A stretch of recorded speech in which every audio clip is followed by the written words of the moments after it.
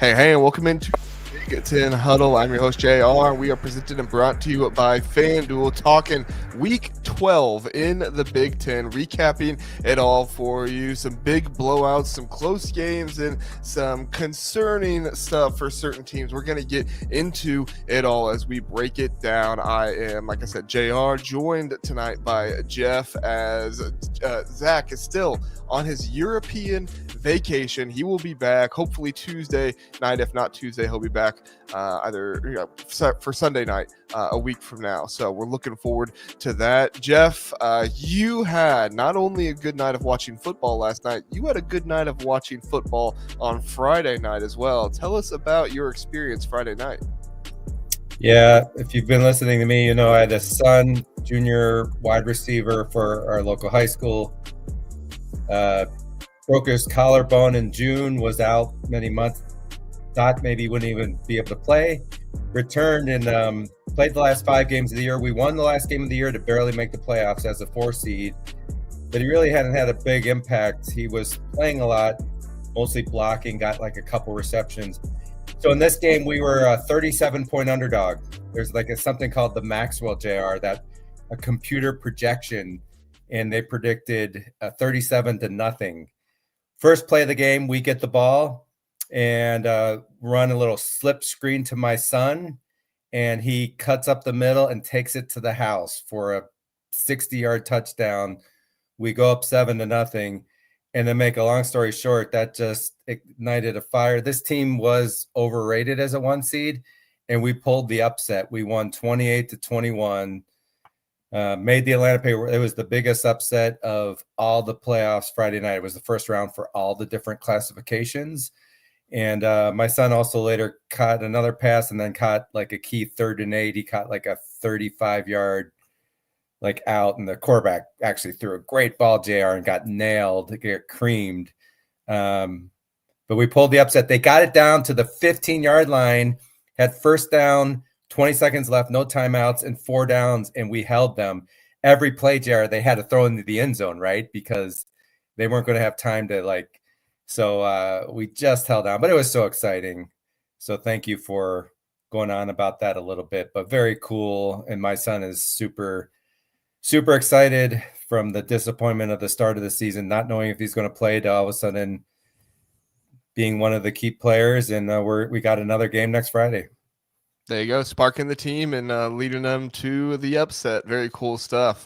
Well, we did not have a ton of upsets in Week 12 or anything like that, but we definitely had some exciting games to get to. Before we get to it, let's see who we got here in the chat with us. Philip with the INI. Appreciate you being here, Philip. Max reminds us that Indiana now has the longest active home win streak in college football. That was previously Washington, then Georgia, now Indiana. Jeff, as an Indiana graduate, how's it feel to know that the longest home win streak in college football belongs right there in Bloomington, Indiana? Yeah, it's pretty surreal. Although I think, wasn't it Bama had it? Or no, am I wrong in that? Yep, Bama lost to Oklahoma, and that's what broke it. That's right. Yeah, it's crazy. I listened to some podcasts. This Crimson Cast is called, for Indiana.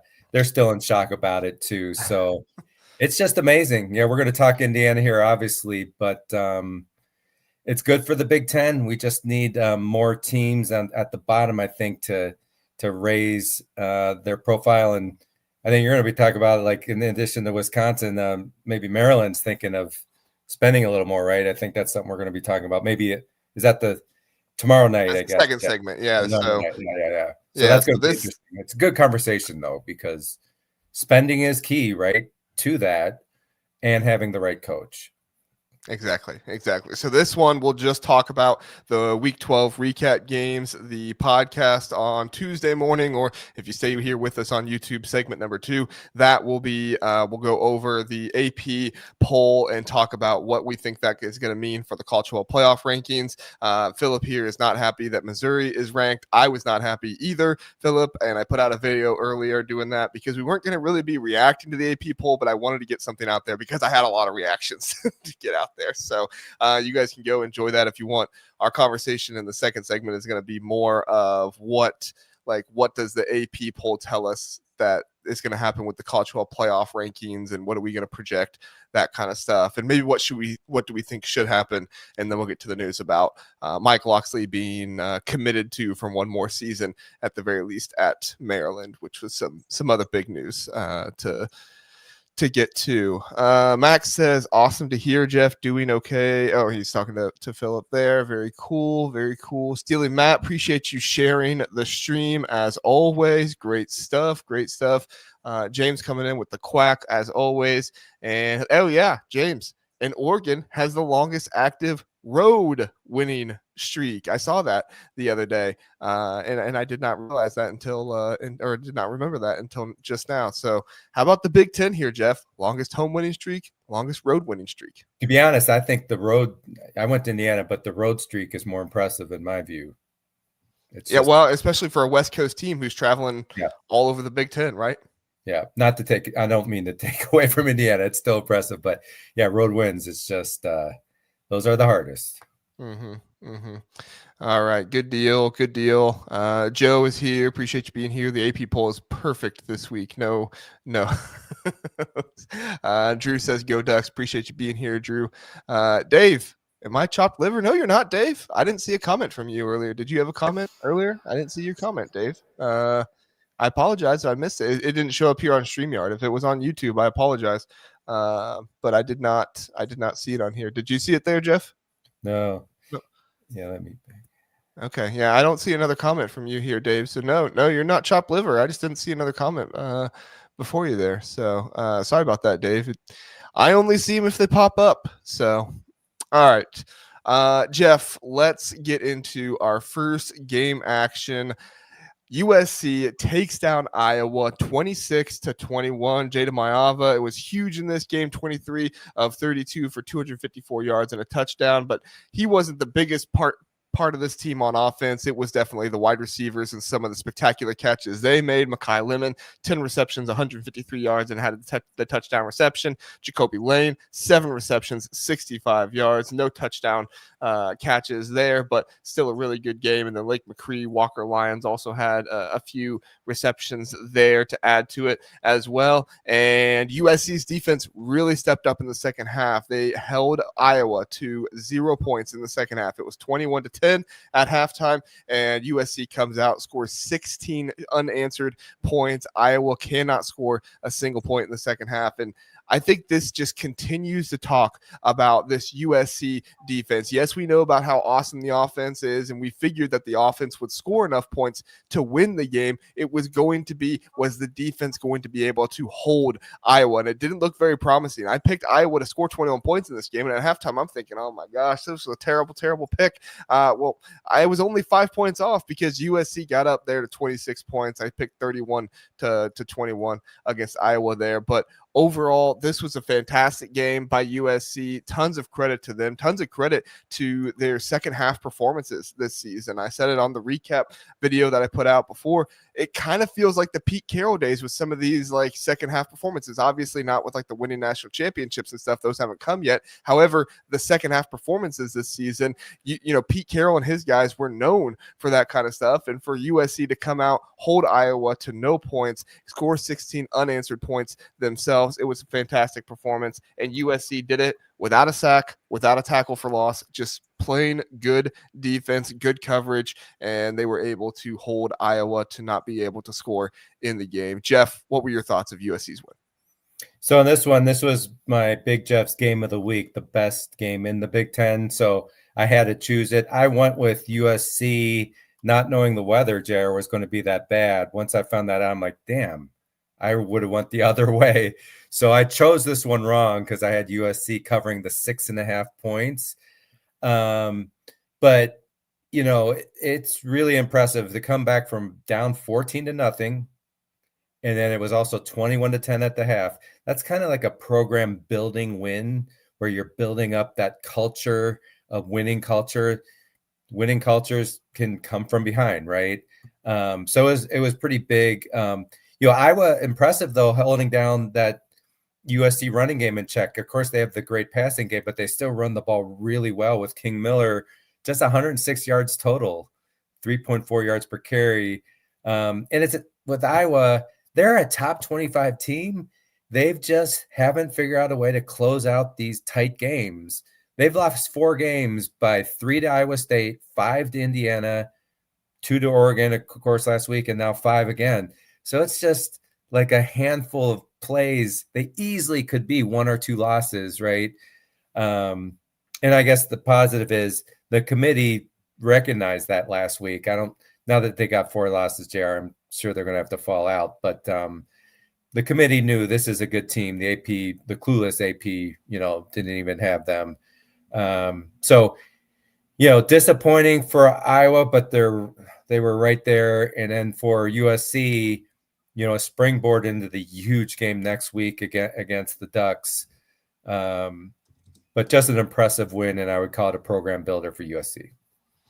Yeah, I think on the flip side here, when you look at Iowa, we had them in our power rankings. I think you had them, number 8, and I had them number 6 or something like that. And so we didn't necessarily have them maybe further down like some people would expect. And we took a little bit of heat in it in the comments for that. And I just reminded people, this is not an Iowa team that has played bad football. This is an Iowa team that has played good teams in the Big Ten, top 5, top 4 teams in the Big Ten. And unfortunately they've lost, but I'm not going to downgrade Iowa too much for losing those games, just like I didn't really downgrade Illinois all that much for losing to Indiana and Ohio State. And Iowa was actually closer in these games than Illinois was. And I'll be at Ohio State, Indiana, kind of on a different level than USC and Oregon right now. But overall, yes, the win-loss record, and you see a bunch of people on Twitter now saying, Oregon's best win is a 6-4 Iowa team. Okay, give me a break. At the end of the day, this is an Iowa team that has really not put it all together, because there's definitely still question marks on this team, but they've done a good job this season filling pieces where they need to. Mark Gronowski's been good. They miss those certain plays here and there. I don't know if it's play calling. I don't know if it's execution. I can't exactly put my finger on it, but there are just things they miss here and there, and USC, to their credit, took advantage of that and was able to exploit it in this game. Yeah, I'm totally agree with you. JR, I had them 8th in the power rankings. And to me, if you're playing these super close games, there's a little luck involved in sports. I hate to tell you that. I play a lot of sports. I play tennis and everything. Think of that Oregon game. If Dante Moore doesn't thread the needle on that throw up the seam for whatever it was, 25 yards. I don't know if you all recall that. So one person makes one big play. If they don't make that play, Iowa probably wins. That's how close these are. So the whole comment, 7-14, I totally agree, Jared. That's stupid. People who know football know Iowa's a damn good team. So you don't just look at just the record only. But, it's got, for Iowa still, it's got to be excruciating to know you were right there to have a pretty special season, right?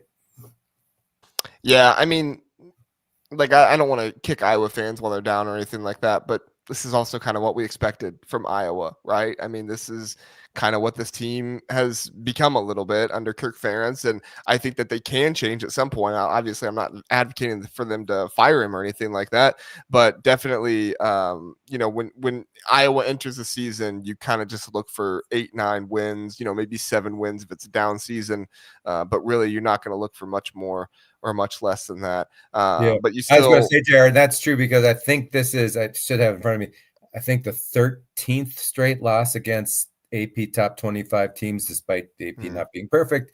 They're just not winning those big games, even though they're right there. So they have to figure that out. Yeah. For sure. But don't let it fool you. Give USC credit for this one. A lot of people just try to downgrade Iowa, and that's what they try to do. But at the end of the day, that's what we're going to do here. Give plenty of credit to USC. Great win for them. All right. Any final thoughts on this, Jeff, before we move on? No, I think that's good for me. Dave doesn't want us to move on. He wants me to keep kicking away at Iowa.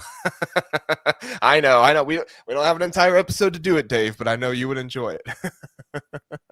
All right, let's get to Indiana at Wisconsin, or Indiana Wisconsin at Indiana in this one, as Indiana, bit of a close game there at halftime, 10-7. And Wisconsin did have, kind of, I wouldn't call it a fluke play. It was a trick play to get the score. It was a 45-yard touchdown pass, I think it was, from Carter Smith to Lance Mason in this one. But overall, this Indiana defense, outside of that play, they were spectacular. Wisconsin's offense has been struggling all season long. They only get 168 total yards in the game. Indiana with 305 passing yards. They could not really run the ball as well as they normally do, but that's not a huge surprise against this Wisconsin defense, who is very good against the run. Although they're, I think, 8th in the Big Ten in yards per attempt, they are very good against the run. If you take out like sack adjusted rushing yards, Indiana did get over 100 rushing yards on the day, but definitely if you take into account the sacks, as Fernando Mendoza took 5 sacks in this game, they were negative 24 rushing yards for Fernando Mendoza, which is unlike him in this one to do that. But overall, he still had a fantastic day throwing the ball. 22 completions on 24 attempts, over 90% completion percentage. I believe that's the 3rd time this season he's done that. That's spectacular for just shy of 300 yards, 299 yards, 4 touchdowns, and overall just a spectacular day from him. Spectacular day from Charlie Becker, 5 receptions, 108 yards, 1 touchdown catch, and he really spread it around, giving Stays, Cooper, and Nowakowski touchdown catches as well. Lot of good things to look out for this Indiana team. Sure, it was close at halftime, but this was a great effort by them. Yeah, this was my Lockxley game of the week. I had guessed the spread might be in the low 20s. It was 29.5. It actually started at 30.5, I think. So I took Wisconsin, and early on that looked good, and then Indiana started to put things together in the second half. Yet that play called JR where Wisconsin scored is a great play, but it was like 4th and like 1, and everyone's expecting Wisconsin, just run it to get the first down because they don't throw well. Perfect time to like take a chance. And so that's getting aggressive. To me, that's a good sign from Fickell and his staff, right? They need to do more of that. On the positive side for Wisconsin, their defense is very young. They're playing like a couple young true freshman linebackers. One of them, Cooper Catalano, I had 3 nephews who went to Germantown High School in Wisconsin, and that's where he's from. And they told me he's the all-time tackles leader in Wisconsin high school history, Cooper Catalano, and he's balling out, playing for them. Mason Posa is another linebacker for the Badgers. So, I think for Wisconsin, the problem is they have no offense. They're last in the Big Ten in offense. They're 133rd in the country. They're second to last in the nation in total yards. So if you can't stretch the field, there's only so much you can do. So they were pretty creative early on, JR. And I think, especially that first drive, it was scripted. You see that a lot where they go down the field. So all that to say, I think Wisconsin does bode well for the future. They have to figure out the quarterback deal, and they have to get that offensive line back to where it was. But a good effort here for Indiana. This was a perfect time for a letdown right after that huge win. So I wasn't surprised they struggled in the first half. It's hard to get up game after game like that. And Wisconsin with that good defense. I do think Mendoza was amazing. Without Surratt, and the emergence of Charlie Becker is huge. It gives them a third good option once Surratt does return. I am worried about Indiana's run offense, JR. I had in my write-up for this game, and one of the reasons I took Wisconsin, like against Iowa, Oregon, and Penn State, the 3 best, fronts they faced in good run defenses, they only averaged 3 yards per carry against those 3 teams. And against Wisconsin, now, I know there were some sack figures, but if you include the sack figures, 2.2 yards per carry. So, certainly Ohio State, looking ahead, doesn't have a great run offense, although they had a good day. But against really good teams, Indiana's run offense is not as good as people think. There's just the stats just show it. It is what it is. And I'm not saying it's a bad run offense, but just they've piled up a lot of good statistics against some of the weaker teams rushing the ball, right? So just something to think about. I'm not being negative because every team has their little issues. Final thing, and this is Kirk Cignetti, 23-2 at Indiana. Luke Fickell in his 3rd year, 15-20. just show you where these two programs are at right now. Pretty incredible. Yeah, that's a pretty incredible stat there. I think the bye week is coming at a really good time for Indiana right now. I mean, you never really want a bye week right before the last game of the season. It's kind of weird. Max says 22-2. I think that's right. Not I don't know who the third team they lost Was it to 22? was. Yeah, it's 22-2. I think. Yeah, Because 11 wins last year. Yeah, you're right. 22-2. Yeah. Big Jeff's a liar. I'll change that in my notes. No. Max, just helping us out. Appreciate you doing that, Max. But I think this offensive line, even with the backups in right now, is still playing a little hurt. Zin Mikulski did not look all the way put together. I think that he's a much better guard than he is tackle. Obviously, we saw that at Ohio State last year for a game, and that was not exactly pretty. So he's a much better guard than he is tackle. But overall, he does not look like he is playing at full strength right now. And then obviously you need Drew Evans back in there as well. Pat Coogan is a really nice, obviously center experienced guy who's kind of holding them together at this point. But whenever you have injuries and stuff like that going on, you're going to have these kind of issues. And I no disrespect to Purdue, but I do not expect Purdue to, fully challenge this offensive line for Indiana. So they should be able to get most of their starting offensive line out of there by the time the second half starts in that one, and, give them some more time to rest up there. I think that Drew Evans' injury is huge. That if you have one kind of weaker offensive lineman in the right guard, I can't think of his name for Indiana, who I think is out, but even if they had the normal right guard, his PFF stats haven't been great all year, but Evans has been excellent. The left side of the Indiana offensive line has been really good, but having two weak links in your offensive line is not good. So getting him back is going to be huge if Indiana wants to make a run in the playoffs. Yeah, and I wouldn't be surprised if they shuffle around the offensive line or anything like that. Maybe moves in over to right guard or something just to solidify the left side of that offensive line better. At the bye week, you have some more time to rep that, maybe get guys comfortable with it, because you really do want that strong left side of your offensive line, not just for pass protection, but also have a reliable side of your offensive line to be able to run behind as well. So we'll see what happens. Maybe Drew Evans comes back after the bye week. Obviously, that would be best case scenario. But we'll have to see what happens. Obviously, Indiana has a very good offensive line coach in Bob Bostad, and so I'm not too concerned about it at this point. I am just going to see what happens in the Big Ten championship game when they get there, unless Purdue spoils it. But I don't think it's going to happen. I don't think we need to worry about that, do we, Jeff? I think it's going to be in the 30s as far as the spread, so it would be a colossal upset. It'd be like a centennial high school football upset, JR. Yeah, well, they don't have a Preston on their team, so That's good. All right. All right, let's get to our next game here. Michigan takes down Northwestern. Last second field goal in the game, 24-22 over Northwestern at Wrigley Field.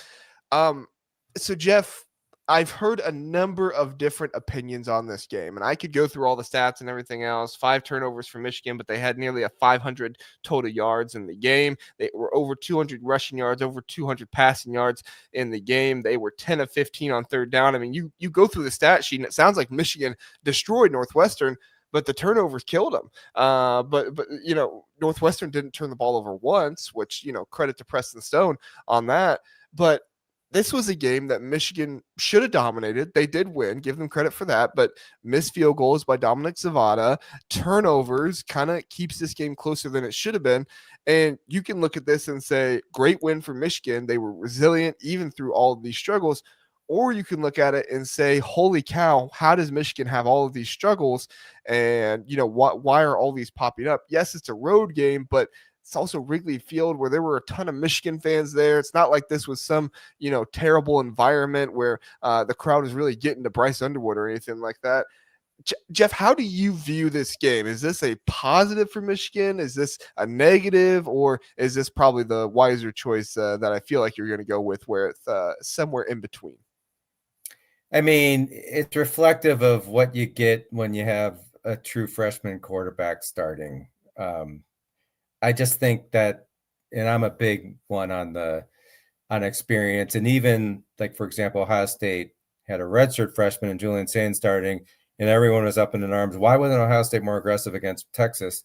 Well, because first year that you don't know what you're going to get. They can make mistakes and everything. So that's my biggest explanation for it. Another thing, ironically, is if your kicker did your job, yeah, it would have been a fairly close game, but Michigan would have won fairly handily. Ironically, that's why Ohio State lost to Michigan last year. The game plan wasn't the greatest running in the middle, but the couple missed field goals, little things like that, just your kicker not doing it right puts you in compromised spots, and you could end up losing.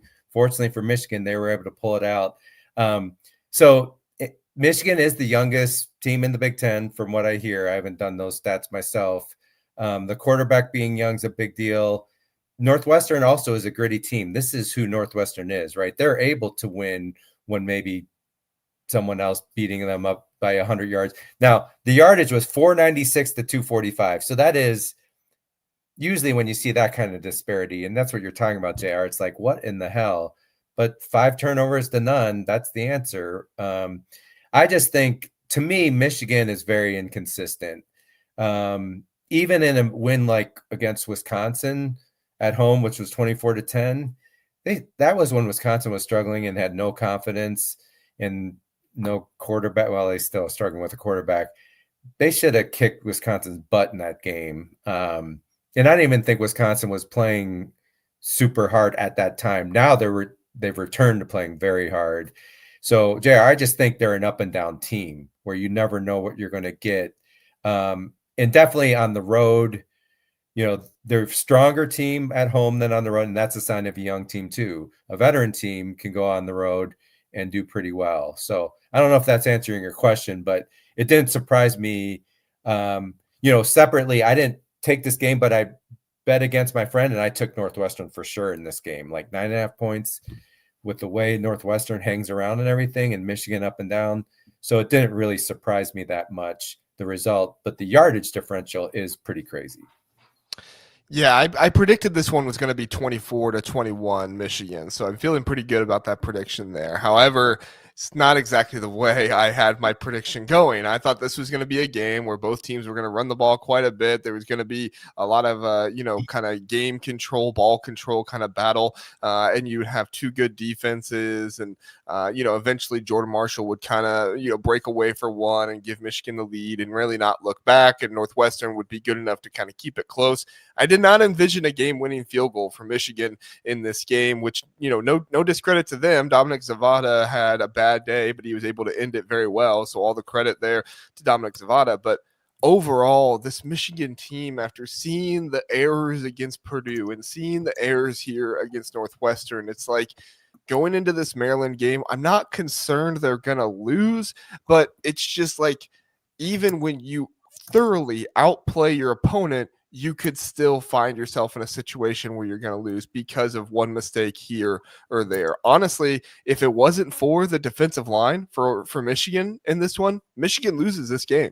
But the defensive line for Michigan was outstanding. Caleb Komalafe only had 31 rushing yards in this one. He did have a touchdown, but not a whole lot of not a whole lot of running room for Northwestern, and Preston Stone had multiple balls batted down in scoring opportunities as well. So it's one of those things where it's like, man, it's pretty tough to look at this Michigan team and feel super confident in what we saw because it was back-to-back weeks of it. But I do think you have to feel pretty confident in Bryce Underwood and Andrew Marsh. That's a connection that is continuing to grow for this team, and it's one they're going to continue to lean on, I think. Yeah, and I just think with that inconsistency, even if Michigan were to pull the upset against Ohio State, and I'm not ruling it out because no, you can't rule it out. Yeah, well, another factor no one's talking about. What if you get Ohio State doesn't run it great? They're doing better. What if you get really bad weather and it becomes a who runs the ball better type game because of bad weather, like literally snow or so? There's a lot of factors there, and Michigan, no doubt, is in Ohio State's head, right? So, but if Michigan were to make the playoffs and beat Ohio, I don't see them. Maybe they could find a way to win the game. I don't see them at all being able to make a run in the playoffs. Not this year, right? They're just too young, too inconsistent, and not with Underwood throwing his fastballs. And although he's getting better, future's bright for them. But I just don't know how far they would go, even if they were to spring the big one against Ohio State again. Mm-hmm. Yeah, it's going to be interesting to see how the season finishes out for Michigan. I think they should beat Maryland at Maryland to end that part of the season there, and then Ohio State. That's a game nobody can really predict after last season. What we saw, that's a game that nobody can predict at this point. So we'll see how it plays out. All right. Hey, before we move on, we do want to remember to ask you to like and subscribe. Tell a friend about the Big Ten Huddle. Definitely helps us out, and let them know that there is a podcast out there that talks about every single Big Ten team and actually gives the Big Ten credit, because right now, I'm not every single national media person, but there's a lot of national media people out there that just want to give as much credit as they possibly can to the SEC, and sure, give them credit where credit is due, but Texas A&M does not deserve a whole lot of credit for beating South Carolina. I think we can both agree on that, Jeff. I mean, and if there's a podcast out there that's going to look at that and say, yeah, not a whole lot of credit for Texas A&M, but look at USC's win over Iowa and say USC deserves a whole lot more credit coming out of that one, the Big Ten Huddle is the place you're going to find that kind of stuff. Agreed on that for sure, JR. There we go.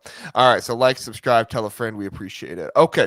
Let's get into Oregon Minnesota at Oregon, as Oregon took down Minnesota 42-13. It was, you know how they say, like, the score didn't indicate how, what the actual happened in the game. The score indicated this game was closer than it actually was, and Oregon won 42-13, if that gives you any idea. I mean, Oregon just out-athleted Minnesota in every single aspect of the game.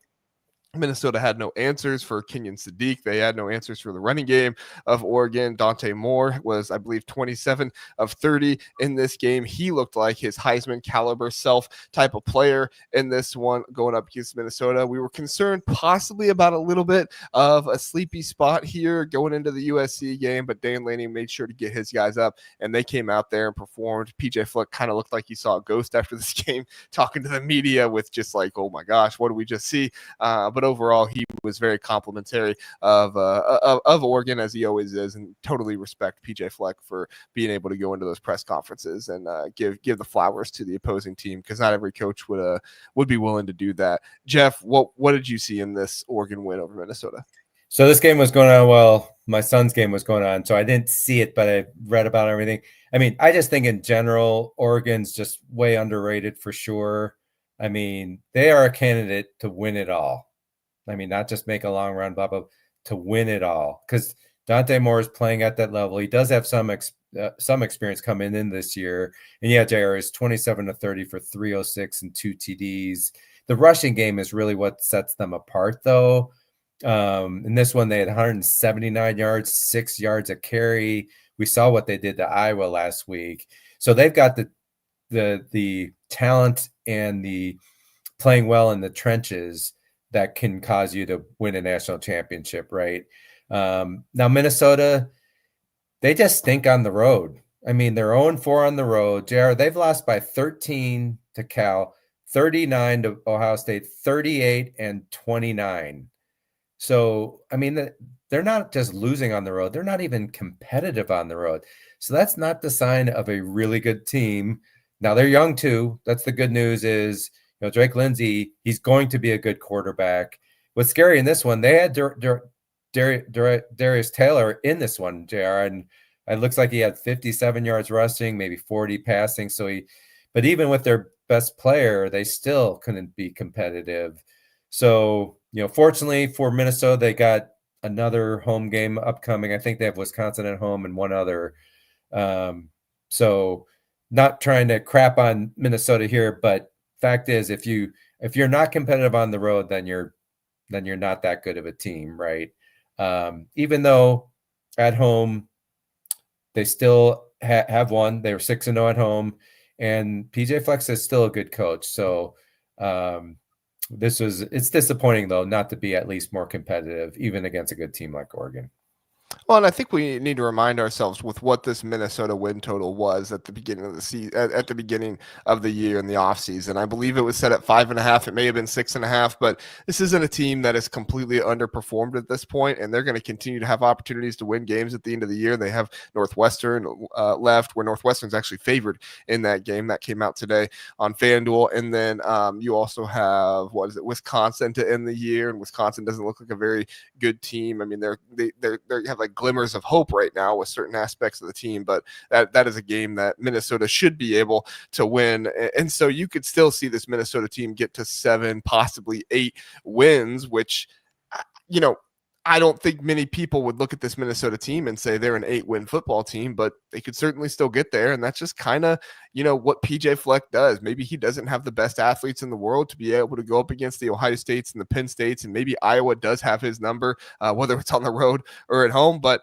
they definitely are a team that is still coached well and is still able to do some things well and can make some clutch plays in big moments, like in that Purdue game when they needed an interception, pick 6 by Coy Parrish to win the game there.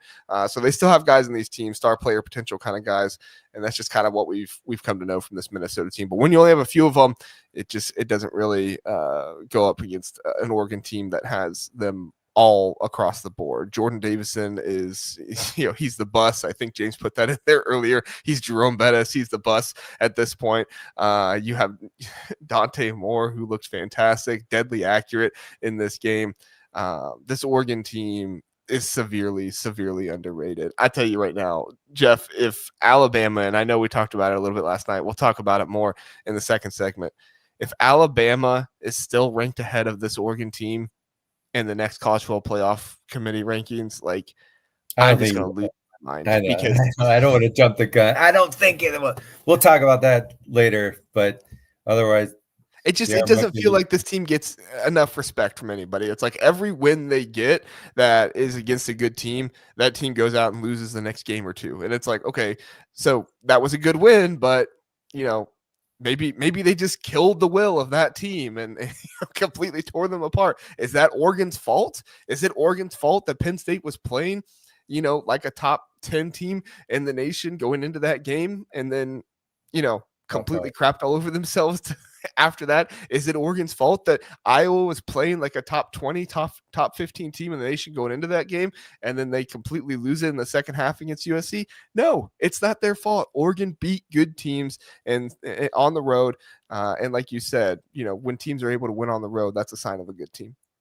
Yeah, as to your point on Minnesota, 6.5 was their over-under, so they're real close to that. So that's a good point. I hope any Minnesota people don't think I'm crapping on their team, but just they had that early success, and then let's face it, after they whomped Nebraska, you're like, oh my God, maybe they can, and that kind of raised expectations there that game.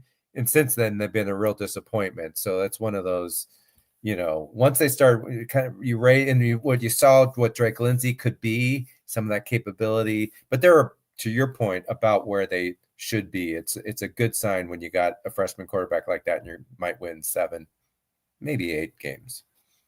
True. All right. The Duck Knight is here in the chat delivering us some stats. So this is some deep stat work. Number 1 in pass defense, number 3 in rush defense, number 1 in explosive plays, number 1 in explosive plays allowed. There we go. So yeah, the Duck Knight coming in with those stats. We appreciate you being here, Duck Knight. And definitely, I mean, honestly, I don't think you're going to find a more Oregon, like outside of like Oregon team specific podcast. I don't know if you're going to find a more like Oregon is underrated podcast than us, because we are just all in complete agreement with that. It feels like this Oregon team, sure, Penn State win doesn't look as good. Iowa win doesn't look as good a few games later, but overall, this is a really good team. And there's a reason SP Plus, which ESPN SP Plus is not perfect, but I like it better than the AP poll, that's for sure. And I've done a whole podcast about that. I mean, they have Oregon 3rd. Connolly has Oregon 3rd, right behind Indiana, Ohio State, right? So, really, that's what I keep telling people when they say Oregon doesn't have any big wins. It's like, look at all the metrics, all of these metrics that we have been beholden to for years. But you want to go to strength of record, you want to go to strength of schedule. At a certain point, all these metrics, EPA, explosive, like all these things say Oregon is a top 5, top 3 team in college football. But of course, we don't want to start using those. We'd rather start using the, strength of record, strength of schedule, when it's just like, what can we do to give the Big Ten less credit? That's what it feels like sometimes. So, all right, let's move on. Steven says, sup, JR. Sup, Steven. Appreciate you being here. Sorry you had to go through all the Oregon love there. Steven's a Washington fan, but don't worry. We will give Washington plenty of love here soon. But before we get to that, we got to give Penn State some love for what they were able to do against Michigan State. At Michigan State, Penn State gets the win over them 28-10. Michigan State decided to go with Alessio Milovic in this one, 17 of 27 for 128 yards. As Penn State made it a terrible, terrible day for him out there, trying to be able to navigate the pocket and try to be able to get out and make escapes. Penn State had 5 sacks, 8 tackles for loss in the day, basically living in the backfield. And the offense, Ethan Grunkemeyer, 8 of 13, 127 yards, 2 touchdowns. But the real story was Katron Allen once again coming through, 25 rushes, 181 yards, 2 touchdowns.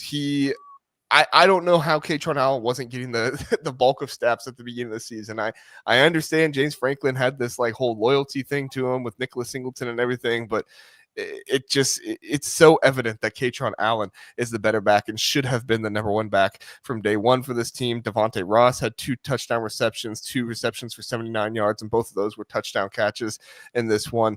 This Penn State team was able to come down after, giving up a big touchdown to Todd Tolliver at the beginning of the game and able to come back, claw back, and get the win over Michigan State by just blowing them out in this one. So big win for Penn State here. First win in the Big Ten Conference this season, and first win for Terry Smith, the new interim head coach. Yeah, I mean, just getting any type of win, you feel good about it. The Katron Allen thing, JR, I could tell you, I listen to Penn State podcast. They, throughout the whole year, were like, why aren't we giving the ball more to Katron Allen? I mean, even after 3 or 4 games, he was averaging 6+ yards a carry, and Singleton was like at 3. So, and they played him like an old, true number 1 workhorse running back. You almost never see 25 carries anymore, right, JR? 25 carries. That's almost a dinosaur for 181 yards, 7.2 yards per carry, and 2 TDs. So just riding Katron Allen.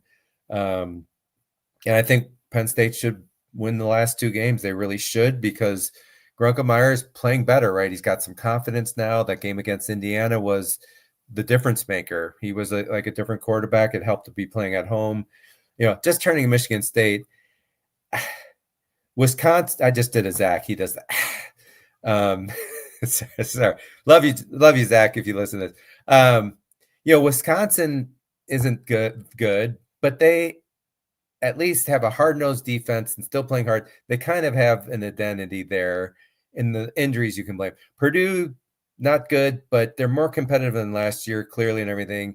What the hell is Michigan State's identity? I have no idea what they're trying to do, who they are, what they're hanging their hat on.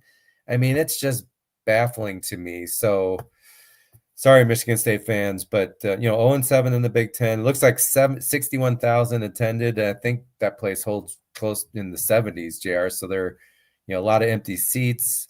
1 for 10 on third down. It's just I don't know what's going on with that program. I don't know who they are and what they're trying to be is the bottom line.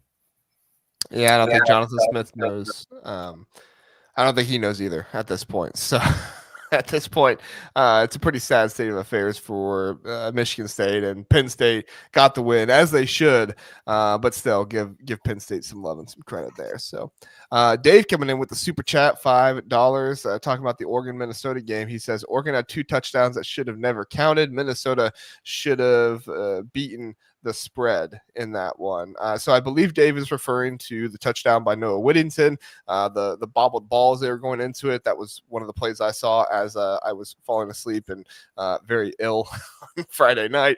So I did see that one, and then I saw later after the fact, I believe it was the Jeremiah McClellan catch going out of bounds there, which was very close. But I sorry, Dave, I know you just gave a $5 super chat here.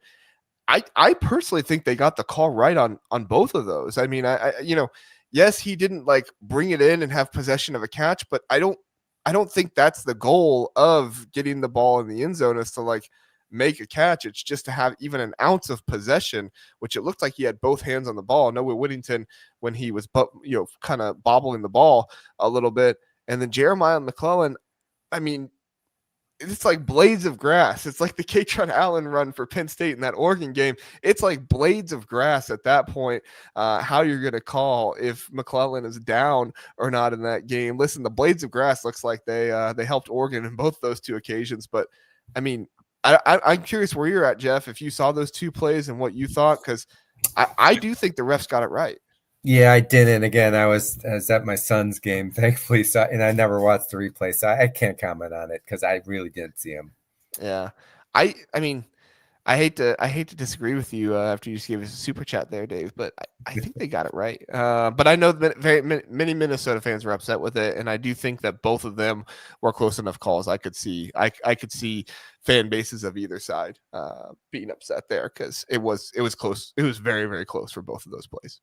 So, all right, let's talk about these Buckeyes here, Jeff. As the Buckeyes, Ohio State at home defeated UCLA 48-10. We were looking forward to Nico Iamaleava making his return into the shoe.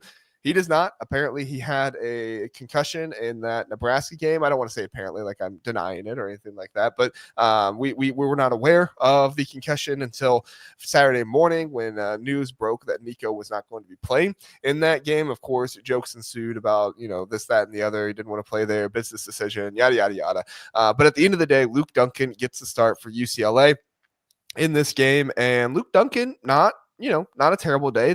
They kept it pretty simple, pretty clean for him, and they were able to move the ball a little bit. But ultimately, moving the ball a little bit against this Ohio State offense is not enough. And even with this Ohio State offense not having one of their starting running backs in C.J. Donaldson, not having their starting wide receiver in Carnell Tate, and only having Jeremiah Smith for a few drives in this one, their star wide receiver is still able to put up 48 points. One of those touchdowns was a kick return touchdown by Lorenzo Styles Jr. I believe that was like the first kick return touchdown for Ohio State since like 2010, 2011 or something like that. So pretty cool there for Ohio State to get that. But overall, this was more of the same of what we've seen this season. Ohio State blowing out another Big Ten team, whether it's on home or on the road, Jeff. Yeah, my main comment, just the run game. And I know UCLA doesn't have a good run defense, but still 222 yards total, 6.7 a carry. It's a big deal. Bo Jackson looked really explosive. Looked like he almost could have popped a couple for longer runs even. 112 yards at 7.5 a carry. And then they've got multiple guys that can do it, right? They've got Donaldson, who's like the short yardage person. But to me, that still is the question mark for Ohio State is, can the run game get you to a national championship? And it's so important, to keep drive the lives and everything. Or if you're in the lead, to be able to run out the clock. For UCLA, really stinks Nico being hurt. You just knew they had no chance. I'm not saying they had that much of a chance if he played, but they had a chance to maybe put a few points on the board, potentially a couple of touchdowns. UCLA scored 10, but it was really against the second team defense. UCLA only rushed for 68 yards, so that's just not going to get it done. At 3-7, I think, they need to focus on ruining USC's season potentially. Now, I guess if USC loses to Oregon, they've got 3 losses.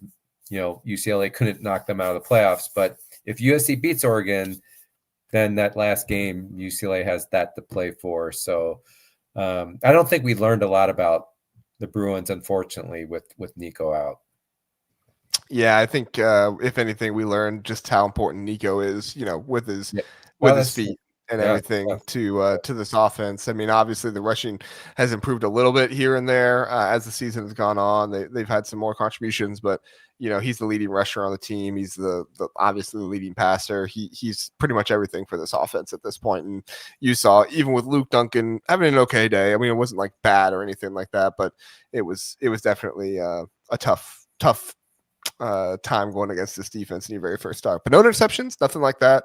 So give Luke Duncan his credit there. Thoughts on the Ohio State wide receivers not playing in that one, Jeff? Any concern for you with Jeremiah Smith and Carnell Tate out? You think we're going to see him next week against Rutgers? Any thoughts there? No, I don't think you'll Well, Jeremiah Smith, I'm not convinced. I know it looked like he was limping around a lot. I think he was accentuating it a little bit, actually. I mean, because if he was really kind of hurt, they would have held him out unless they absolutely needed him. So I just don't think that's a big deal. I don't think they're going to play Tate next week. I don't know why you would against Rutgers, because their defense is just not good enough to stop Ohio State even without those guys. But I'd be maybe more worried and make sure Sayin, who had that one play where it looked like I'd be a little bit more worried about that doesn't turn into something, because you never know. Sometimes after the game and after they settle down, a little injury like that could be worse than you think when the blood's not pumping. Mm-hmm. Hear you for sure. All right. I don't think they'll play either. I think that'll be a game where you'll see mostly the backups for Ohio State and against that Rutgers secondary and their defense this season. Sorry, Rutgers fans, not trying to take shots here, but I think Ohio State can afford to have some of their other 5-star wide receivers play in that game instead of the 2 starting 5-star wide receivers.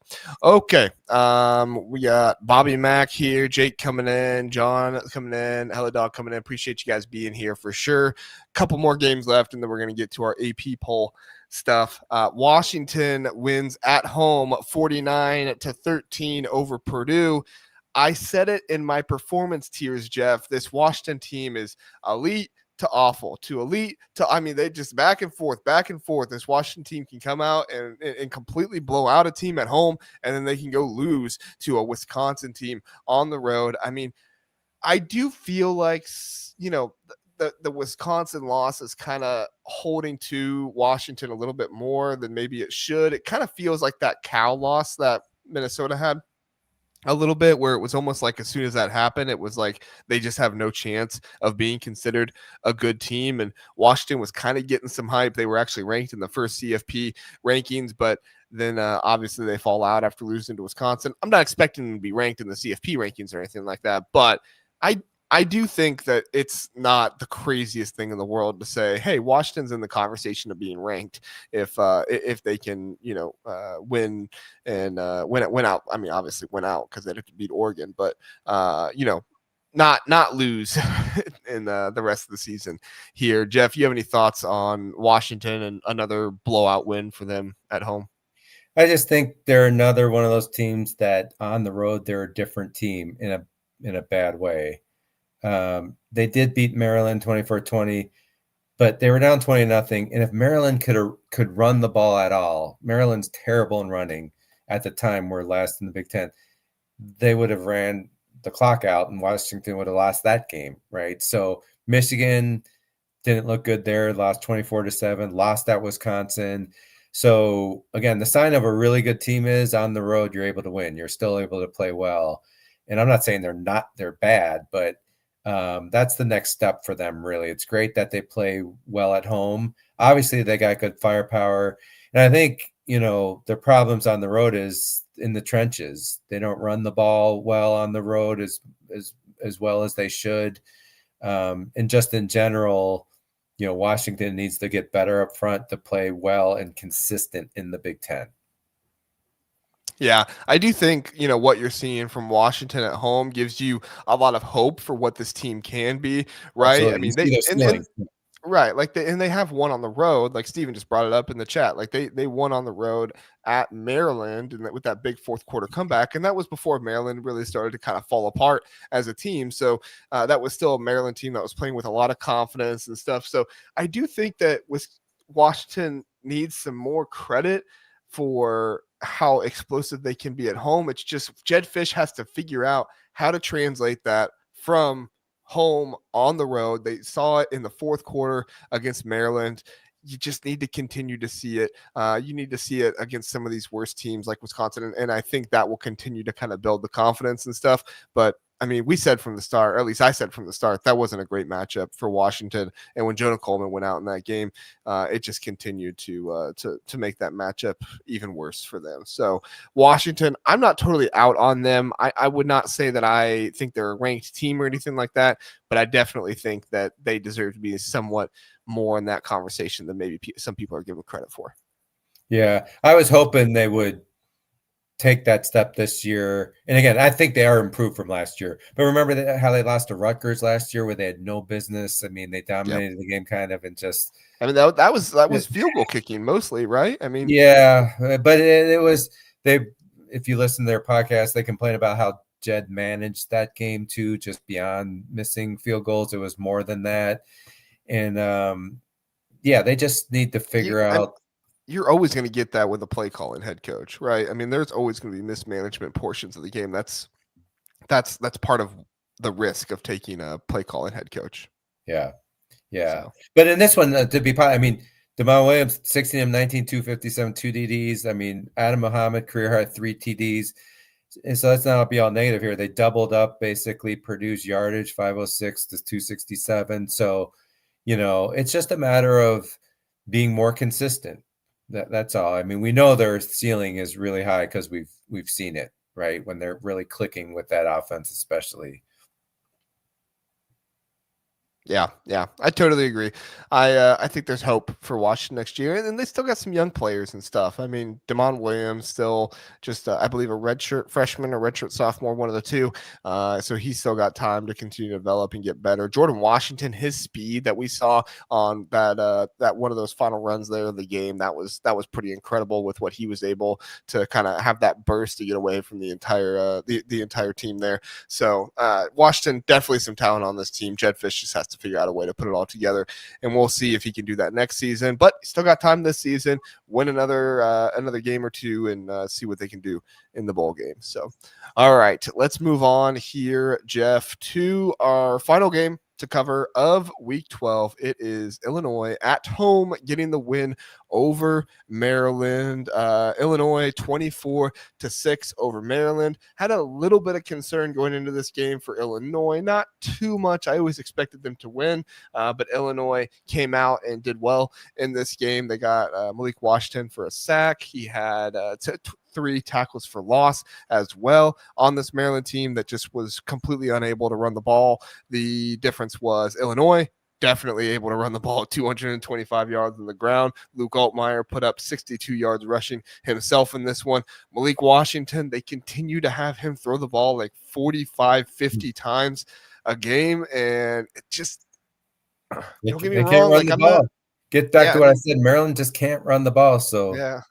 And it's so much to put on a true freshman's plate. It's kind of crazy to think he threw the ball 46 times and didn't have a single touchdown pass in this one. But they didn't have any touchdowns at all, so that's why. But I mean, they need to go out there and hopefully with this more money they're putting into the program and everything else, they're going to go out there, be able to get some more players to kind of put around Malik Washington, Sidney Stewart, Zahir Mathis, Bryce Jenkins in the middle of that defensive line as well. But this looks like a team that has some really big freshmen on it that are getting a taste of not only what college football is like, but college football, for 12 games, for a 12-game season.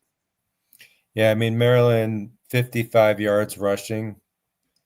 The inability to run the ball just kills them. They would have beat Washington if they could have run the ball, and just so reliant on Malik Washington. So when you can't run the ball, this is the result. On third down, they were 3 for 12 and 0 for 2 on fourth down. If you combine that, 3 for 14 on third and fourth downs. I'm sure, I didn't watch this game extensively, but you got to be able to pick up those 2 yards to get the 3rd and 2, or, to keep those drives alive. And I just think they're not doing that. They have a talented defense. They're just on the field too long, and they wear down. Like, that defense looked pretty good against Indiana early on, and then later on, they just totally wore down. Illinois, they're so consistent against the mid-range and lower teams. I know they did beat USC, a top 25 team, but for the most part, they've just, made hay in the last couple of years for Bielema on beating those mid-range and lower teams. Just very consistent. You know what you're going to get from Illinois for the most part, right? They're in a great spot to get to 9-3 at Wisconsin, which always an interesting game. Bielema going back to his old stomping grounds. Wisconsin's going to want to win that one, and then against Northwestern at home. So 9-3 back-to-back seasons are definitely looking like that's what's going to happen. Yeah, and definitely going up. Or go ahead. No, I was just going to say they'll be favored in both those games. What's the Wisconsin game? They're favored by Are you talking about FanDuel? Yeah, 8.5. 8.5. They're favored at Wisconsin.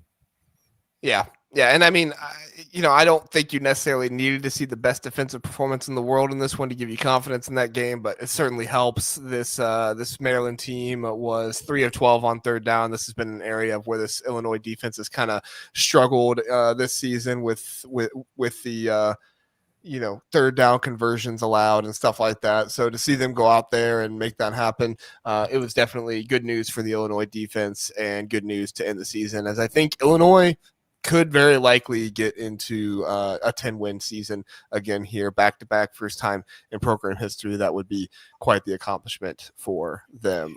Jeff, are you – oh, go ahead. I was just going to say, if they do get the 9-3, I just thought of this, that could be a big deal because you could be both AP top 25, so the talking heads, and that can mitigate some. But, maybe even top 25 in the playoff committee rankings, and that just can – make the Big Ten teams look better, right? For sure. Mm-hmm. So that's a big deal if they're for sure. Yeah, for sure. And I personally, I'm kind of a homer a little bit, I guess. I really like Illinois, obviously, but I personally feel like they should be ranked right now over a team like Missouri. We'll see what happens in the College Football Playoff Committee. They gave Illinois credit, so maybe they'll give Iowa credit, so maybe they'll give Illinois credit. But to me, this Illinois team, has played tougher competition and has a better win than Missouri. It's just, for whatever reason, the AP poll can't look past, blowout losses. And I get it to a certain extent, but we also need to take into account the context of those losses. But of course, the AP committee, they don't see that kind of stuff. They don't have enough time to pay attention to all that stuff.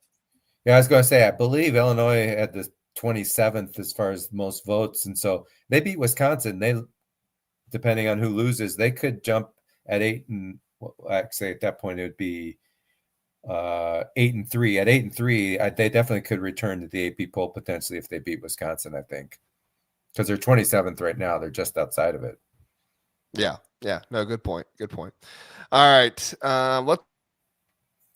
Let's go ahead and end the recap episode here. We are going to continue on YouTube. So if you're with us on YouTube, stick with us. If you're with us on podcast, we're going to end the podcast episode here as we get into segment 2 of the episode. And so you will get this on Tuesday morning, the podcast version. So if you're on the podcast version, we appreciate you being here. Thank you so much for listening, and we will see you Tuesday morning. Now, if you are with us here on YouTube, let us go ahead and intro the next episode, and we'll get right into the AP poll and then the Mike Lockxley news with Maryland. So give us 1 second, and we'll be right back.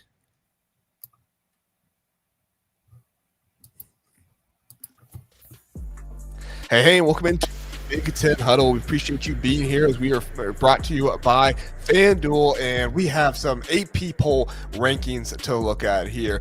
Already did an AP poll reaction video. You can go check that out on the YouTube channel. But what we're going to do here is we're going to really look at the AP poll and say, what does this tell us about what we think we're going to see Tuesday night with the college football playoff rankings? Jeff and I know already have a few little debates I think that we're going to get to, so that should be a good time, and we will obviously find out who is right and who is wrong on Tuesday night. It should be a good time. Jeff, thank you for being here. Were you satisfied with the AP poll this time? I mean, I'm never satisfied with the AP poll, but I know it's never going to be, because it's been talked about. All these people have jobs to do. They're covering a team and they have to write articles and everything. There's no way they can watch all these games. What's funny about it, you and I are covering the Big Ten. We have a hard time watching all the Big Ten games, let alone all the top 25 teams. You know what I'm saying? So it's just kind of a crazy system. And what you get is people who are slow to react to how things have changed. The SEC is not dominant like they were 3 or 4 years ago, but the AP poll is just slow to react to it. And so we're always going to be dissatisfied, JR. I hate to say we are. That we are, Jeff. Truer words may have never been spoken. All right. So, like I said, the AP poll at this point doesn't really matter anymore.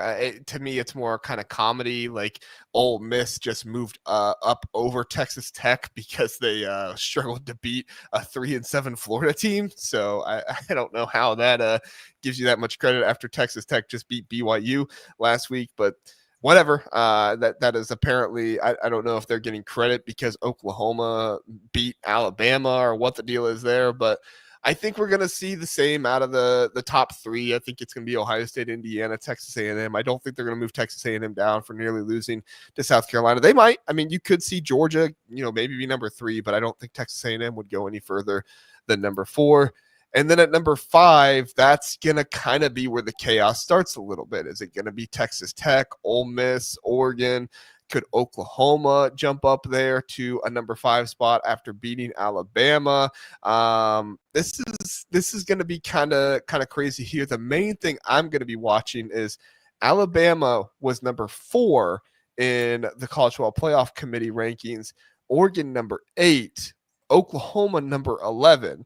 What happens with Alabama? Do they, does it look like what it is here where Oklahoma moves up just behind Oregon and Alabama moves back? Or is there going to be a situation where Oklahoma moves ahead of Oregon and maybe Alabama stays ahead of Oregon as well? Jeff, how do you think this is going to play out? Jared, I'm trying to find the document I created to talk to this. So in the Jeff needs his data. We get it. In the transition over, repeat the question again, because I was just looking for it. So I was talking about how Alabama in the College Football Playoff Committee rankings is number 4. They obviously lose to Oklahoma, who's number 11. Well, smack right dab in the middle is Oregon, who is number 8. They're tied for 6th here. So obviously the AP poll is giving Oregon credit over Oklahoma. I tend to think y'all forgot this 7th rank. No, Oregon and Texas Tech are tied. They're both 6. They both are tied with 1,299 points. So right. It's kind of a crazy thing, but yeah, they're tied with 1,299 points. So they're both 6. It's kind of crazy. I had the immediate reaction as well, like, what? Hold on, how are they both 6? But then I looked it up, and yeah, they're tied there. So it's pretty crazy. But Jeff, I'm curious your thoughts on if you think that Oklahoma will get up and leapfrog over Oregon. Do you think that Alabama will be in front of Oregon as well? Do you think they'll be behind Oregon? Or do you think Oregon will stay in front of Oklahoma and Alabama? And take into consideration here that the College Football Playoff Committee has been lower on Oregon than the AP poll has as well, which is, I think, important distinction here. Yeah, so Oregon last week was 8 in the playoff rankings. They're going to have 1 loss. Bama's going to have 2 losses, of course. And that one to Florida State, it's a stinger as Florida State continues to struggle. JR, I really believe Oregon will be above Alabama and Oklahoma in the playoff committee. I have way less worries about the playoff committee than the AP poll. I think those are like 2 very different conversations. I'm not one to believe that the playoff committee is influenced by the AP poll very much. I know that some of the early rankings had some of the same teams. I think it's just because a lot of people would say that's the way it is. I mean, I listen to a lot of podcasts, and the consensus is Ohio State is number 1. Although everyone would say Indiana has the better resume, but they're like, we still think for certain reasons, Ohio State's more impressive, right? Like when you see their players and Jeremiah Smith and so, but getting back to your question, I do think I have Oregon and predict that the playoff committee is going to select Oregon 7th, Oklahoma 8, Alabama 9. So I actually think it's interesting. I think Oklahoma is going to be 1 above Alabama, JR, which that one's maybe a little bit more shaky with it if it's going to play out that way, but that's what I kind of predict. So you would say that this would be relatively the same with the College Football Playoff Committee, but you would swap Alabama and Notre Dame. Yeah, I have Notre Dame actually 10th. Yeah, exactly. Yeah, that to me is the big question. I feel is between Alabama and Notre Dame, right? 2 loss teams. You have Notre Dame who lost early to a couple of good teams, and Miami's playing better now. At least they'll look a little better. So that's good for Notre Dame. But Bama just lost, right? And they looked a little shaky there in that fourth quarter, especially. So that'll be real interesting. I'm predicting the playoff committee will have Alabama 9 and Notre Dame 10. So I'm swapping those versus the AP poll, JR. Yeah, no, that makes sense. I want to give a shout out to Pit Snipe here. He says Ducks taste better to him. That's why he always votes for the Ducks. Pit Snipe, been a while since you've been here. Appreciate you being here again, Pit Snipe. We've missed you here in the chat. Yeah, I mean, I agree with you. That is the logical thing to do. I think that is the correct thing to do and what they should do. But it does not feel like Alabama has been treated like a one-loss team this season. And I do think, and I think it was John in the chat earlier, I've missed his comment, apologize, John, but I do think this playoff committee is going to look at the win that Alabama has over Georgia, and they seemingly have not, punished Alabama all that much for the Florida State loss. I mean, I get it, like Georgia's the next highest one and Alabama beat them, but at the same time, like that's a really, really bad loss that Alabama has to Florida State early on in the season. And that was one of the reasons why I felt like the AP poll and the College Football Playoff Committee were so similar, is because you should be able to know Florida State's not a very good football team. The AP poll just kind of reacts to things as the season goes on. The benefit of being able to rank teams in week 10 and week 11 is to know, okay, Florida State beat Alabama, but Florida State's terrible. That's a bad, bad loss for Alabama. And so Alabama should have been knocked down more, and you should have seen a team like Oregon get some more consideration there. But unfortunately, that never happened, and it's kind of one of the reasons that led me to think that the College Football Playoff Committee rankings reflected more of the AP poll than I would have liked. Anyway, that's a whole nother discussion you and I can get into. I wonder if, these guys do know, and this is something that everyone forgets. The first game there's no preseason. I'm going to be Mr. Obvious here. There's no preseason in college football. So imagine, even in high school, my son's team, we played a team a week before we had our regular season start. We got a game in, right? We did everything except kickoffs.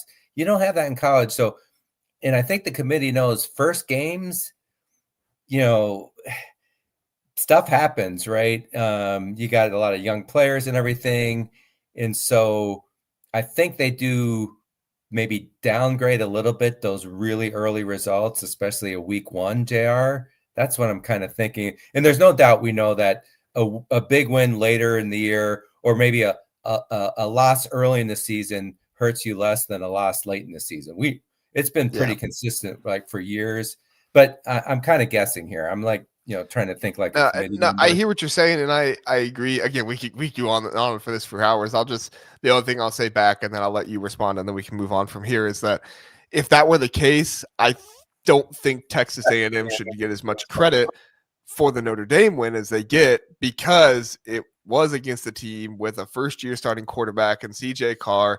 They lost to Miami early on, but Miami, they've not been a team that has done all that well facing, in my opinion, better competition on their schedule than Texas A&M has faced. I mean, Texas A&M, sure, more talent, all that stuff, but Texas A&M has faced all 4 SEC teams that have fired their head coaches. They faced Mizzou, who's starting a third-string freshman quarterback, Mississippi State, and then they just faced South Carolina, who they almost lost to, that fired their offensive line coach and their offensive coordinator in the middle of the season. So, like, I hear what you're saying, but then I'm like, why are they still giving credit to Texas A&M? And the only thing I can think of is that they're not actually taking into account, early on stuff consistently, in my opinion. Yeah, I know what you're saying, but Texas A&M, they're still undefeated, right? I mean, so if you're winning all your games. Yeah, but BYU was undefeated and they were 6th or 7th. Yeah, but we know their schedule's not. The Big Ten and the SEC has tougher schedules than the other conferences. So wouldn't you say? I mean, I would say, to me, all the stats point to the SEC and the Big Ten are the kings of college football. Yes, the SEC and the Big Ten have tougher schedules than the Big 12, but is the bottom half of the SEC really that much more, difficult than the entire Big 12? Maybe a little bit, but I wouldn't say it's exuberant, like anything super high. So anyway, we could go on and on about this. I just want to, someone said, why do they play the games? And that's a legit question. I'm not saying the early games don't count. I'm just saying also what the committee, what you've seen from the BCS era all the way through is they tend to rate the later games. If you build momentum, they give more weight to that. It doesn't mean the early games mean nothing, and they shouldn't. And so I agree with you on that. I mean, it's important to account for that. But the reality of all this is we don't have enough cross-conference games to really judge these teams. That's the problem with this whole thing, right? There's not enough good games to judge them. And so we're all based on conjecture and got to use the stats and everything, which is why, damn it, when the playoffs happen, I want the SEC to be playing the Big Ten as much as possible. If we get a Big Ten on Big Ten game, I'm going to be pissed because I don't want that. We want to see on the field who's better so we can tell them to shut up. Yeah, honestly, I am totally in favor of Jerry ranking the rankings to make sure stuff like that happens. At this point, it's like, okay, pick the top 4 teams and then just try to pick the rankings in such a way that it's like, okay, well, we don't want Oregon to play Ohio State in round 2 or something like that. I'm all for that because I don't want to see that again. All right, so back to it. I agree with you that Alabama should be behind Oregon. I do wonder if that win over Georgia is going to hold a lot of weight, though, because I could see a potential scenario where it's Texas Tech, Oklahoma, Alabama, Oregon, and Notre Dame. Like that is what I could see, and a lot of that coming from, well, Alabama beat Georgia, and kind of the thing you were saying about Florida State. It's early on in the season. How much are we actually to take away from them and stuff like that? So, that would be kind of my thing that I could see Oregon being behind Alabama in the rankings. Again, I don't think it should happen, but I could see it happening. I could see it as a worry, JR. But if I were a betting man, I would bet that Oregon's ahead of Alabama. Like I'd be willing to put money on it. Okay, well, let's talk about the next Big Ten team. I think that has some conversation here, which you have them side by side in the rankings. So I think this one's probably going to be a little bit closer. USC and Texas, because USC has 2 losses. Texas has 3. Obviously, Texas had the loss to Georgia, which was a blowout loss. They had the loss to Ohio State, which was close, but that was also early on in the season. So you can kind of talk about, the inexperienced quarterbacks. Both of them had young quarterback type of stuff. Both of them leaned on their defenses a lot. And then you had Texas losing to a bad Florida team. Now, USC lost to Illinois on the road and Notre Dame on the road. Illinois, a French top 25 team. Notre Dame, a top 10 team. I don't see the case for Texas to be above USC, but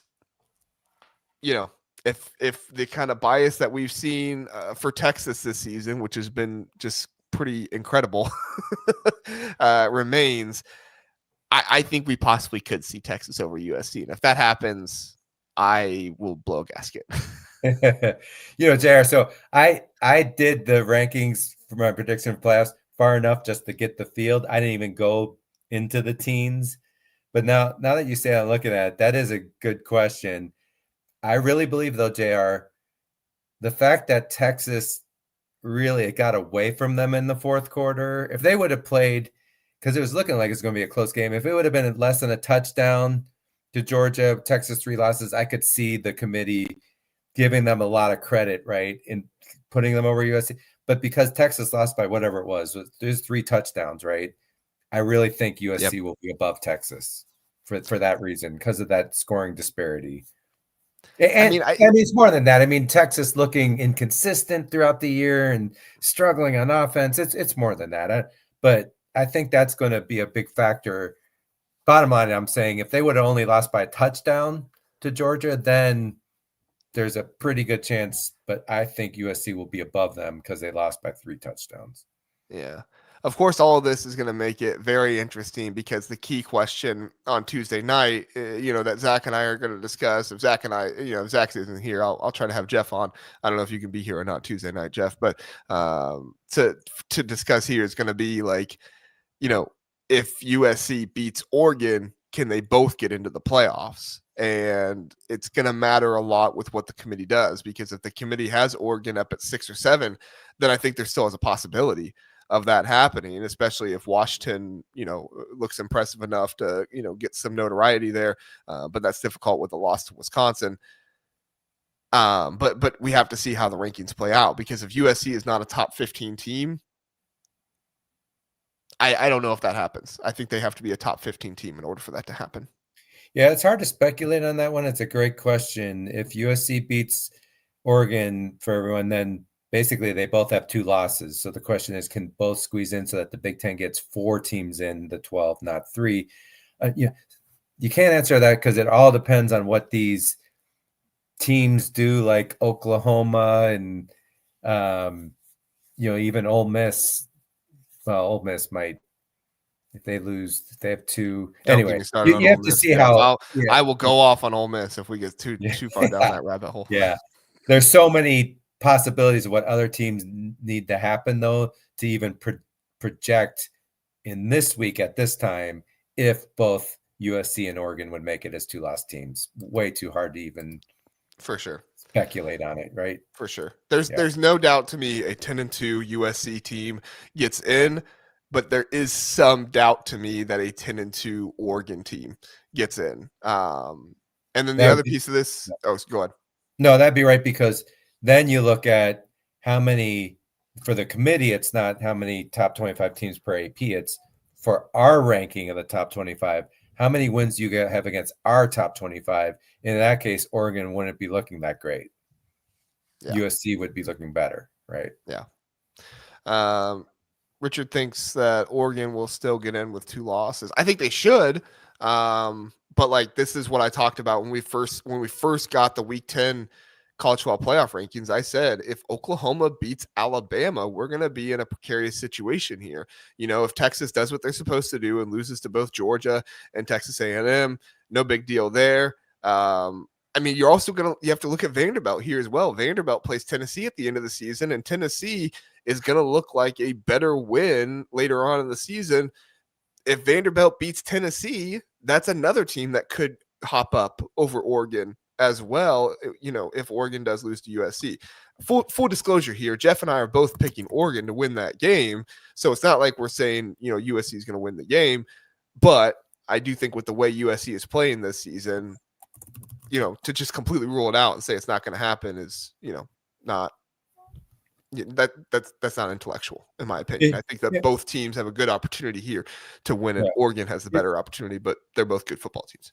Here's other important things that need to happen for this conversation about 2 lost teams making it. This is why Illinois winning their last 2 games is a big deal, right? If they do, then USC can say, well, we lost Illinois, but they're a top 25 team. So, and it was close, right? We were right there. So little things like that, JR. And even Michigan, like playing Ohio State, let's say they lose Ohio State, if it's close, guaranteeing Michigan stays top 25. Like the Big Ten actually shouldn't want Ohio State to blow the doors off of Michigan for fear they could fall out of the top 25. All things like that matter as well in this conversation. Yeah, for sure. I do think that, I've gotten some Michigan fans that have been very unhappy with me in the comments when I say this, and that's fine. I'm not out here to make every fan base happy. I've had Ohio State fans who aren't happy with me. I've had Oregon fans that aren't happy with me. Probably the only fan base I've not had very many fans unhappy with me is maybe Indiana. But I am very favorable to Indiana. Anyway, I'll just admit it. I do think that with everything else going on, especially with the Oklahoma win over Maryland and the possibility of the USC win over Oregon and the Vanderbilt win over Tennessee, if Michigan beats Ohio State, I don't think it's a lock that they're going to get into the playoffs. You're looking at them jumping 8 spots to get up there. Oklahoma just beat number 4 Alabama and jumped, 3 spots to get up to number 8. Of course, this is the AP poll. I know it's not the college football playoff rankings. We'll see what happens, but it's just, I just don't know if that's going to happen. And I'm not saying it shouldn't happen. I just don't know if the committee will give them enough respect for that. Yeah. Need to look at other teams and everything. And even for Michigan, Oklahoma continuing to do well would matter, right? The fact they lost to them, but the higher Oklahoma is, the better. So that's why it's hard. There's so many variables here. And I know in the chat and everything, some people talk about rankings and everything. For the committee, what matters is now they'll factor in Oregon beat Penn State when Penn State still had confidence and everything. They'll factor it in, but that won't count as a top 25 win in the committee's eyes because Penn State won't have finished in the top 25. So it's where you finish. So, Illinois, whether you played Illinois when they were outside the top 25 or whether Indiana when they played them was 10th, you're going to get credit for beating them based on how Illinois finished. I think, JR, wouldn't you say? I mean, I don't think they're going to say, oh, they beat the number 10 team in the nation, Indiana did, if Illinois finishes outside the top 25. No. If they finish outside the top 25, that won't really count ultimately as a top 25 win. Right, and that's my point about the playoff committee. That's what they should be doing. I don't know if they've always done that, but that's what they should be doing because they should not be going off of other people's rankings. They should be going off of their own rankings, and at the end of the season, say, okay, full body of work. This is where this team is. Illinois, most likely, if they keep winning, they're going to be ranked by the end. Heck, Iowa, with the way they've been treating them, if Iowa wins their last 2 games of the season, what is it, Nebraska, and there's one other team that they're playing. I forget who it is off the top of my head. They should be a college football playoff top 25 team, and that'll help give Oregon and USC a little bit more credit as well. The only problem is that, Tennessee, after losing to Vanderbilt, will most likely be above Iowa and Illinois, I would think. Maybe not Illinois because of 3 losses, but they will probably still be above Iowa. If it's 4 losses for Tennessee, they wouldn't be above Illinois with 3. I don't think they would, but you just. I'm confident of that, JR. They would not. All right. They would not. Yeah. All right. Dave is coming in here with another super chat. Appreciate you, Dave. $5. Very generous. We appreciate that. That's a loaded question. Who of the G5 schools do you think will make the playoffs? San Diego State, Navy, Tulane, North Texas, and James Madison. Well, James Madison, I mean, last time I looked at their schedule, they have like nobody left on their schedule. So I think they have the best chance with them, where they're slotted at right now. They're the highest ranked group of 5 teams. So as long as they don't screw it up, I mean, at the end of the season, they have Washington State and Coastal. Well, Washington State could give them a hard time, but it's also at home. So Washington State is traveling, not across the country, but close to it. And then Coastal Carolina, I'm not aware of how good Coastal Carolina is this season. They're 6-4. So, but isn't it the case the committee, they didn't reveal beyond the top 25? That was a big certain podcast saying, we want to see how you were ranking the group of 5 teams that were outside, Yeah, I think Memphis was their biggest outside it in the first one, and then Memphis has fallen off, and then USF lost to Navy. So, yeah, I think at the end of the day, it just kind of depends on what the committee puts out there. I am, for the life of me, have no idea how I'm going to be able to guess what the group of 5 does with the committee because the committee doesn't want to seem to give them a whole lot of credit, which is fine. I'm not necessarily saying they need to. But I would think going off the AP poll here, it's going to be either James Madison, North Texas, or Tulane. I think James Madison probably has the best chance to finish the season undefeated. Another thing that was talked about in some podcasts too is like, everyone gets why we're including they decided to include a group of 5 teams guaranteeing to get into a 12-team field just to give them something to hope for. But if you get a group of 5 team that's not even top 25, it's like then you're giving whoever is playing them a huge advantage, right? Whoever the 5 seed, it's a colossal advantage, almost like unfair. You know what I mean, JR? And so if that's happening a lot where you get like a mediocre group of 5 team, I think I could see further changes happening from that. I don't know what that would look like, but and maybe with a 16-team field, and then you got the one group of 5, it's not as big of a deal, right? Okay, the one group of 5 is in the 16th spot. Your reward is you get to play the number 1 and get your butt handed to you, and you're gone anyway, right? And no one's going to get bent out of shape having the 1 seed get an easy thing. That's a reward. That's a good reward for being the 1 seed. You know what I mean, JR? So if they go to 16, that probably takes care of itself. Yeah. No, I definitely hear what you're saying, and I think at the end of the day, if you are not ranked, and this goes for any conference champion, not just the G5, if you're not ranked, even if you win your conference, I don't think you should get into the playoffs if you're not ranked by the college. Like, because Duke could possibly win the AC, not now because they lost to Virginia, but before they could have possibly won the ACC and made it into the playoffs, but they might not have been ranked. Like they lost to Tulane and other teams. So, like, if you're not even ranked, whether you're G5 or ACC or whatever, which is kind of crazy to think about with the ACC, but if you're not even ranked and you win your conference, I don't think you should be able to get in. Like, I think it has to be 16 or 12 of the top 25 teams. Yeah. In my opinion. So, all right, Jeff, anything else on this before we move on to Mike Lockxley? No, I think that's a healthy discussion. Sorry for all those chat and everything. Yeah, there's a lot of good stuff there. We can't react to it all, but it's good stuff. Yeah, we the chat is rocking tonight. You guys are doing a great job. We definitely appreciate that. All right. So, whoops. There we go. Didn't mean to take over the entire stage there. All right, so Maryland commits to bringing back Mike Lockxley for next year. So Jim Smith, athletic director for Maryland, put out a statement basically saying they are committing to Mike Lockxley for next year, and they are going to put more of a financial investment into the Maryland program to try and, I mean, he didn't necessarily say it, but essentially meaning try to give Mike Lockxley one more year to have some more success. There's a lot of Maryland fans that are very upset about this, and I get where Maryland fans are coming from. I get, Mike Lockxley has not had a good winning record at Maryland. I do think some of that is context of what he took over with the program after the death of Jordan McNair and everything else.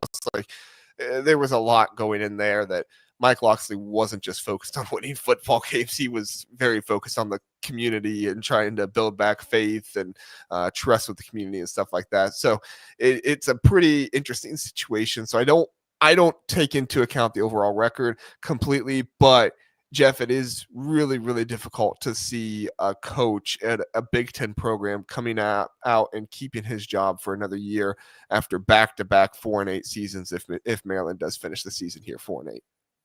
Yeah, and I get how you could argue both sides of it. I actually think it's the right call. And I say that because it is clear they have a ton of freshmen that are really good. If you fire Mike Lockxley, you can all but guarantee, even in the time you're trying to get the new coach, everyone's going to be reaching out to them, making offers, and they're kind of gone already mentally, right? They're going to lose. They're going to lose Malik Washington. They're going to lose those good defensive linemen they have. So now, am I saying I'm a believer in Mike Lockxley? No. I mean, his record's pretty bad.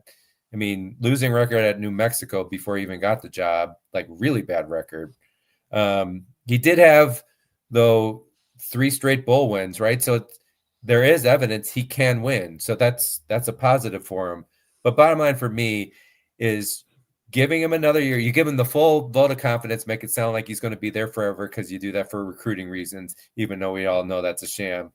And if they don't develop and make advancements as young players, then you don't have the right guy. So really, next year becomes like the put up or shut up year for him, JR. And I would rather risk that if I were a Maryland fan than starting from scratch, in which you're going to lose all those players. And, then you'd have to hope you get some coach who can amazingly bring in a ton of transfer portal guys. But usually it doesn't work. The whole Kirk Cignetti thing, that's a one-off. People need to stop pretending they think that can. I mean, look at Purdue. They thought Odom could come in and maybe pull off something relatively similar. No. And I'm not saying Odom's not the right guy for the job. I think he'll do fine.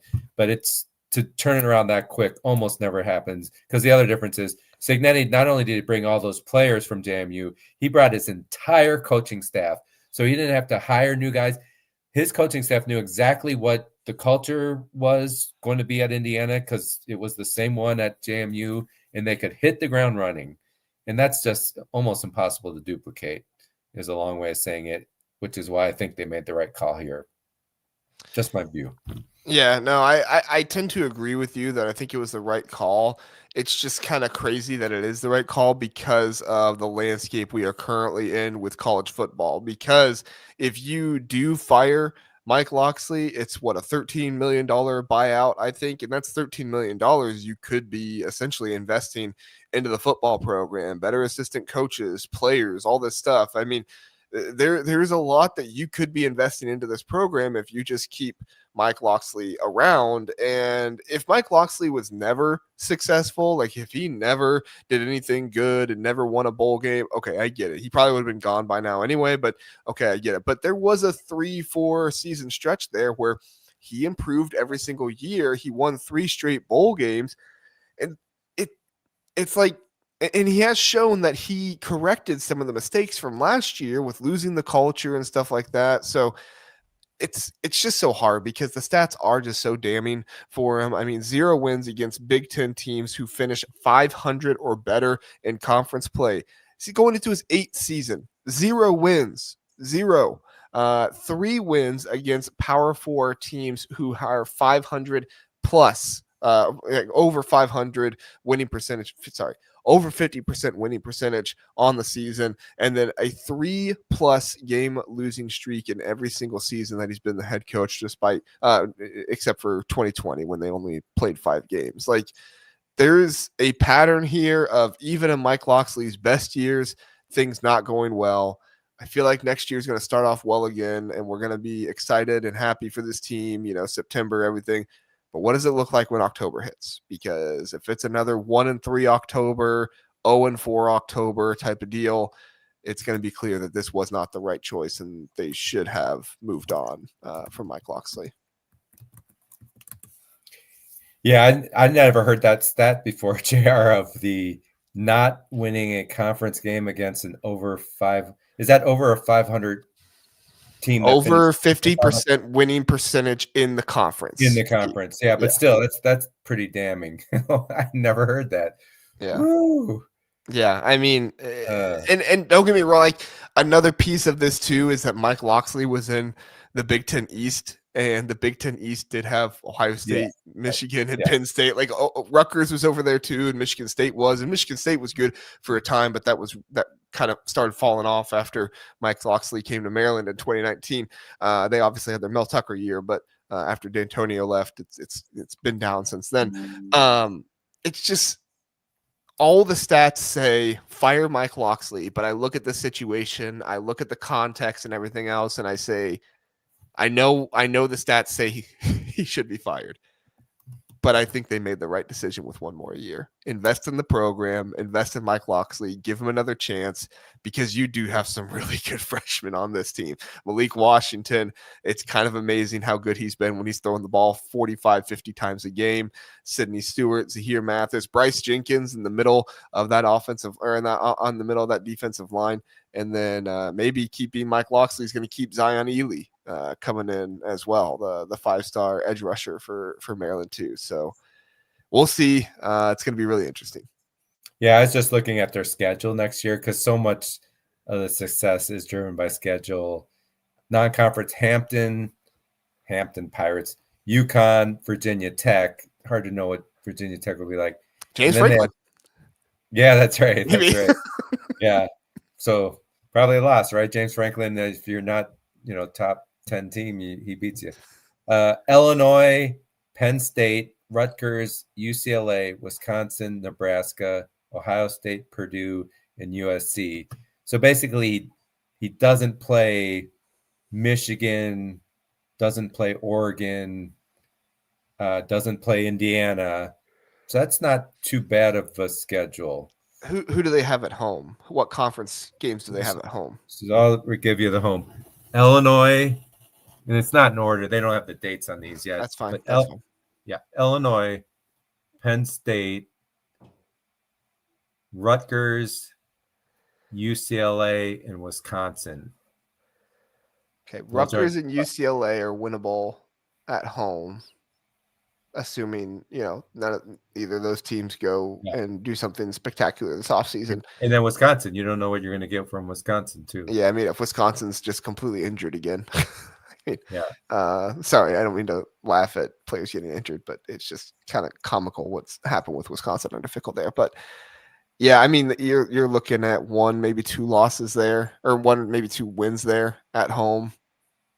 You most likely going to lose all your on the road road. games. They have, so you got 5 Big Ten home games, 4 road games, one of them at Purdue. At Purdue, the others would be. Yeah, but I think Purdue's going to be better next year under Barry Odom. I'm not expecting them to be like a world beater or anything like that, but I think they're going to be better. I think he's going to keep improving the program. Good news is that Virginia Tech game is in September, and Mike Lockxley is a top 20 team in September. There we go. Yeah, right? No, none of these stats I was reading mentioned a September record. Come on, people. Right. Come on, JR. Do your homework a little more, buddy. Come on. I should have been quoting the September stats. Here's what they are against the spread in September. Yeah. So, all right. Well, I guess my last thing I'll say here on the Mike Lockxley stuff is, if you're a Maryland fan, please do not do the thing where you like boycott the stadium and boycott NIL and all that stuff and everything. Like, I get not being happy with a coach coming back and everything, but like, you know, there's some Ohio State fans that are doing this with the basketball program right now. And it's just like, a coach is never going to survive if he doesn't have support. And I get it. Some people are not fond of the coach, but you know, you should be fond of enough of the school to help give them the best possible chance to win. And so don't do that stuff where you don't go to the games and you don't watch on TV and everything like that. Like, still support your team. You can be mad at your team and still support your team. I don't know if you've ever been married, but you can still support your significant other even when you're mad at them. It is possible. Marriage advice here on the Big Ten Huddle. That's good stuff. Anything else on the Maryland stuff, Jeff? No, I mean, the announcement did remind me of Fickle a little bit. Like, we're going to invest in the program and we're committed and everything. Yeah. Well, and that's the other piece of this too, is that this is just a terrible time to try and hire a head coach, right? Well, that's the other thing I was going to mention and why I thought Fickle, despite the terrible record. I mean, are you sure you're going to get a better coach, especially this year? So that is a factor with all these openings. This year is going to be one of the biggest years in a while. Bob Chesney, bring Bob Chesney in. He'll go recruit Pennsylvania for you. Actually, looks like Bob Chesney is currently being fought over by UCLA and Penn State right now. There was an article that came out on CBS about that. So I'm going to try to put together a video on that either tonight or tomorrow. If I have time tonight, I might, but we'll see. So, all right, everybody. Hey, thank you for being here. We appreciate it. We appreciate everybody who tunes in for the Big Ten Huddle, whether it's just for the recaps or whatever it might be. Thanks for coming in, and thanks for listening to me and Jeff break down the games, recap them, and then me give my marriage advice to you for all that. So if your marriage doesn't work out, it's not on me. Okay, no marriage advice from me. I'm divorced, so you guys don't. yeah, we don't want to hear that. Want to hear that from you, Jeff? Okay, but hey, advice on raising athletes who can win. There you go. Yes. Yep. How to keep a positive attitude when your kid breaks something. And yeah. There you go. So, all right, everybody. Thanks for being here. Appreciate you. And have a good one. We'll see you Tuesday night for the college football playoff reactions and everything. See you then.